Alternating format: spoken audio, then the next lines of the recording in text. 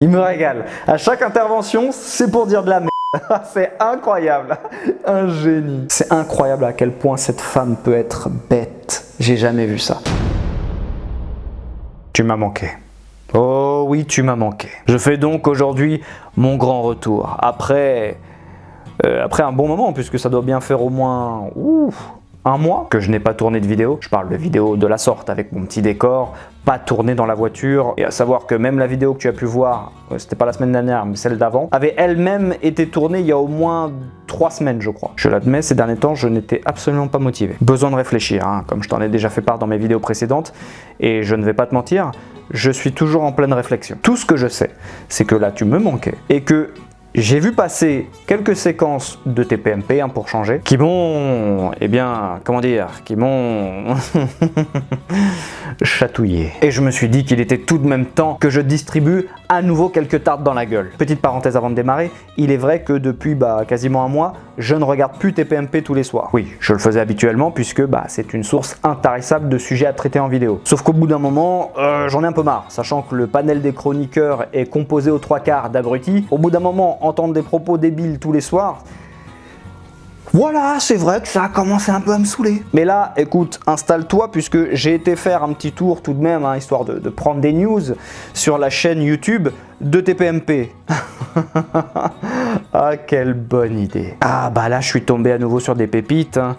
Ah bon, en même temps, c'est TPMP. Hein. Mais avant de démarrer, mon lapin, ne perdons pas nos bonnes habitudes. Je te rappelle une fois de plus, mon lapin, que je suis extraordinaire. Je t'invite donc à liker la vidéo. Je t'invite à la commenter. Rappelle-toi, si tu n'as rien à dire, 1, 2, 3, 4, 5, 6 ou je t'aime Captain. J'ai tout de même une petite préférence pour la deuxième. Pense à t'abonner et à activer cette petite cloche de merde qui de toute façon ne te préviendra pas, même lorsque je sortirai une nouvelle vidéo.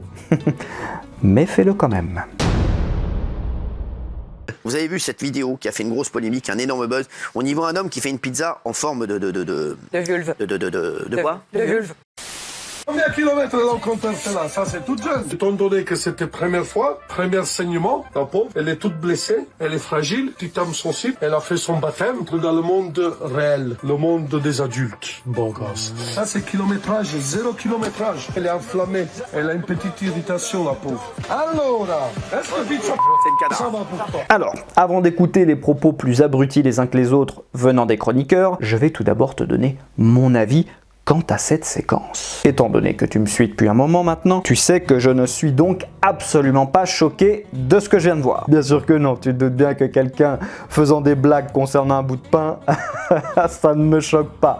Je pense même que pour être choqué, il faudrait vraiment être con. Ouais, je reviens en forme, hein, je suis chaud patate là. Ouais, ceux qui vont me découvrir avec cette vidéo vont en avoir pour leur argent. Ah, je suis en forme aujourd'hui, hein, parce que cette séquence m'a profondément tapé sur le système. Donc, on voit tout simplement dans cette séquence, hein, comme tu as pu le remarquer, un pizzaiolo faisant une petite pizza en forme de vagin. Et qui après, sur le ton de la blague, voilà, met un petit peu de sauce tomate, en nous expliquant que c'est ses premières règles ou je sais pas quoi, enfin bref.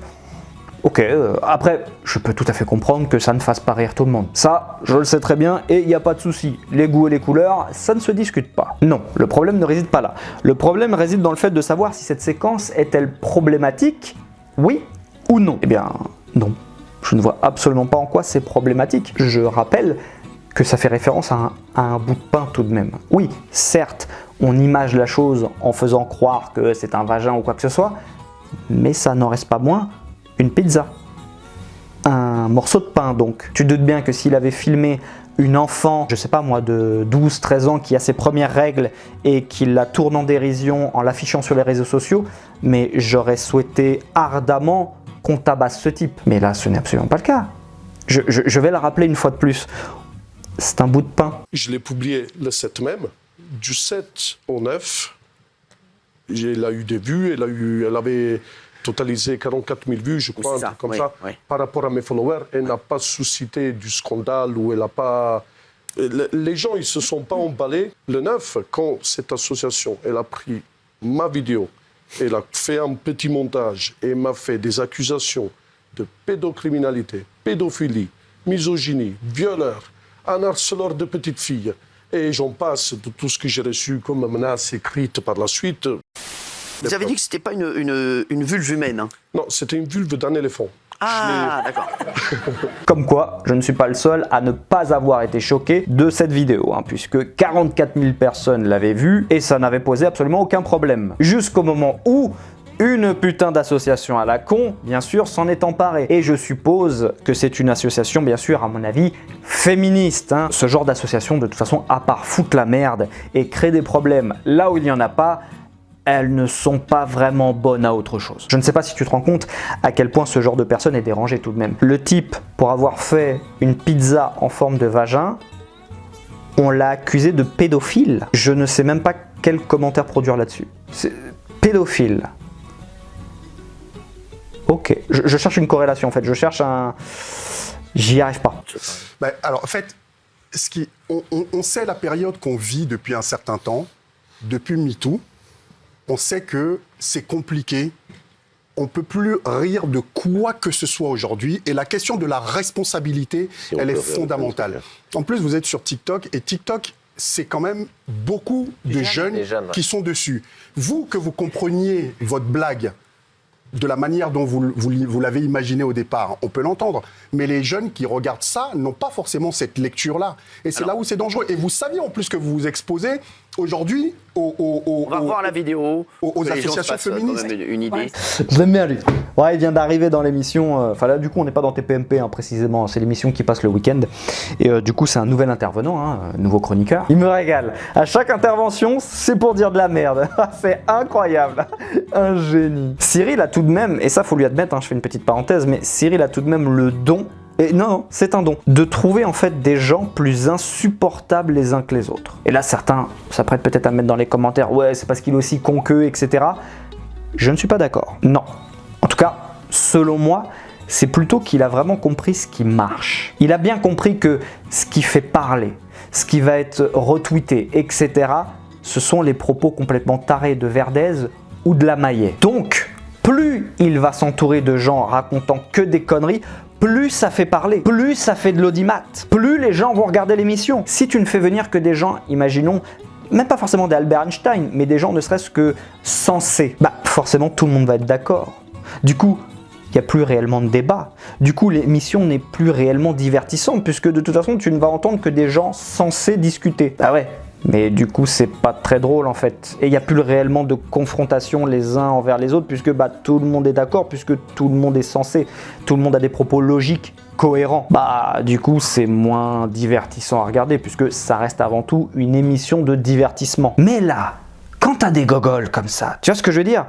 Quand t'as des gens qui n'ont absolument aucune cohérence, qui disent n'importe quoi, c'est là que l'émission devient divertissante. Parce que là, du coup, tu vas regarder l'émission pour les sujets qui vont être abordés dans celle-ci, mais surtout pour regarder en fait cette espèce de foire aux abrutis. Tu vois ce que je veux dire ?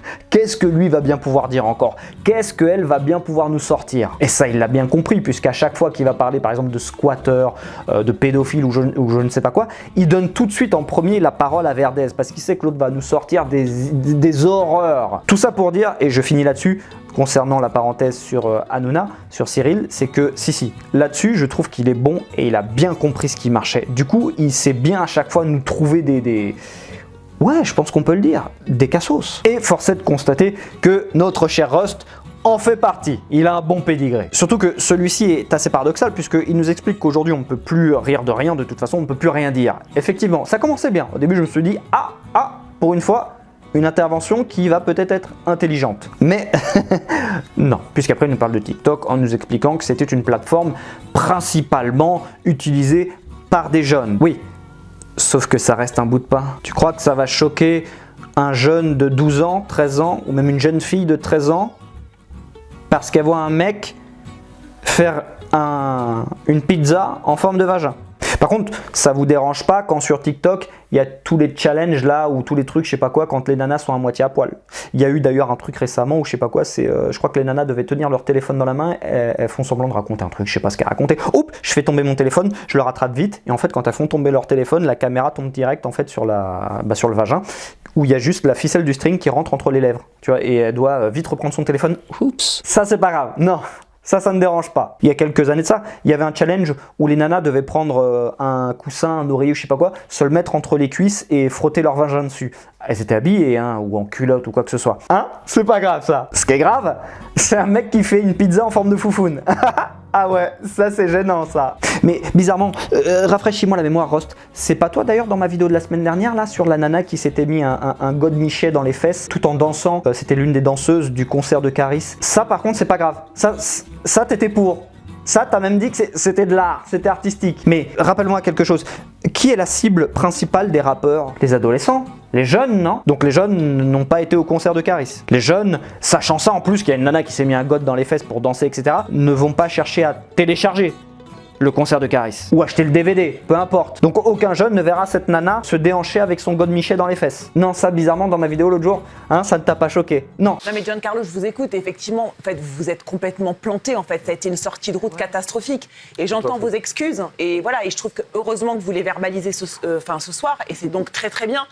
Mais oui, en fait, vous pouvez pas quand même dire elle a une petite irritation, je crois, ou mettre de la sauce tomate sur la vulve en disant, genre, en gros, c'est ses premières menstruations. Enfin, je veux dire, ça n'est pas possible, ça n'est pas audible. J'adore parce que l'autre nous dit, vous pouvez pas dire ça. Vous pouvez pas mettre de la sauce tomate et dire que ce sont ses premières règles. Non, c'est inaudible. La question, moi, qui me vient tout de suite en tête, c'est pourquoi? Non, parce que c'est pas le tout de dire, vous ne pouvez pas faire ça. Maintenant, il faut que tu argumentes. Il faut que tu nous expliques pourquoi est-ce que c'est inaudible. Pourquoi est-ce que ceci est quelque chose de traumatisant? Ah bah non, dans la vie on peut pas juste se contenter de dire non c'est pas possible de faire ça. Ah bah, faut tout de même après argumenter derrière. Tu n'as soulevé aucun point, aucun argument, c'est vide en fait. J'arrive bébé, j'arrive! Ce n'est donc absolument pas une sortie de route. C'est pas parce que toi tu estimes que c'en est une pour tout le monde. Selon moi, il n'aurait même pas dû s'excuser. Après, bon, il a raison parce que maintenant on l'embauche nulle part, donc en fait il le fait parce que peut-être qu'il le pense, hein, mais de toute façon même s'il le pense pas, il a raison en fait. Si, il a raison, faut le faire parce que regarde le pauvre maintenant on l'a viré de tous ses emplois, le mec il peut plus taffer tranquille. Et attends parce que je te mets la suite de la séquence, mais c'est qu'après avoir dit ça, elle se tire une énorme balle dans le pied. Après tout, dans la nourriture, souvent il y a eu des détournements. Il y a eu des pastas en forme de zizi, il y a des éclairs en chocolat en forme de, avec les testicules et tout ça. Bon, pourquoi pas? On peut mettre de l'humour, on peut mettre des trucs. Mais là, voilà, je pense que vous êtes ratés. Alors là, bravo Géraldine, t'es génial. Tu viens de te mettre en échec et mat toute seule. Comme tu viens de le faire remarquer toi-même à juste titre, il y a des pâtes que tu peux trouver effectivement en forme de bite. Des éclairs au chocolat avec les couilles, etc. Bizarrement, ça ne te pose pas de problème. C'est là où tu peux constater une fois de plus le 2 poids, 2 mesures monumental de Géraldine Maillet. Sauf que c'est exactement la même chose. Et moi, ça ne me dérange absolument pas qu'une nana bouffe ce film en train de dire des blagues, je sais pas quoi, en mangeant un éclair en forme de sgeg, puisque c'est une pâtisserie. Qu'est-ce que j'en ai à foutre? C'est incroyable à quel point cette femme peut être bête. J'ai jamais vu ça. Eh bien écoute mon lapin, voilà, c'est tout pour moi, je vais m'arrêter là, j'ai rien de plus à dire, mais c'est juste que je trouvais, voilà, quand je suis tombé sur cette séquence, je l'ai trouvée tellement ridicule, j'irais même jusqu'à dire scandaleuse, mais scandaleuse dans le sens de ce qui lui est reproché. Eh bien écoute, je suis heureux de t'avoir fait cette petite vidéo, ouais, j'en avais envie là, franchement ça faisait un moment que je ne t'avais pas parlé, même si c'est à travers la caméra, mais voilà, j'en avais envie, donc j'espère t'avoir diverti. Si c'est le cas, une fois de plus, n'oublie pas de liker la vidéo, de la commenter si tu n'as rien à dire, 1, 2, 3, 4, 5, 6, de la partager, de t'abonner si ce n'est pas déjà fait et d'activer cette petite cloche de merde. Si tu désires me soutenir, c'est en description et si tu désires découvrir ma chaîne secondaire, c'est également en description. Quant à moi, je te fais de gros bisous et je te dis à la semaine prochaine. Ciao. Oh yeah, we want retribution.